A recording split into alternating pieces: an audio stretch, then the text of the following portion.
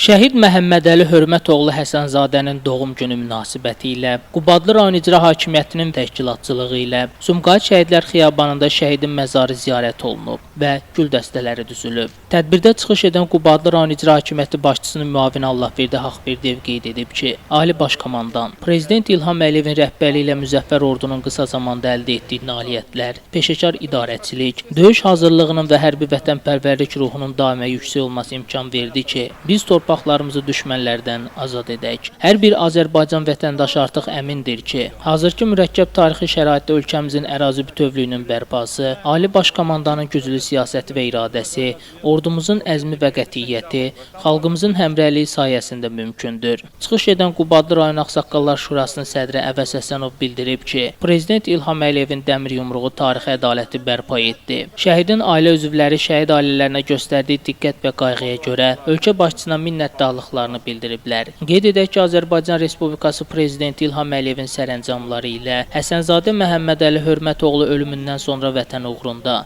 Xocavəndin azad olunmasına görə, Cəbrayılın azad olunmasına görə, Füzulinin azad olunmasına görə, döyüşdə fərqlənməyə görə medalları ilə təltif edilib. Allah rəhmət eləsin.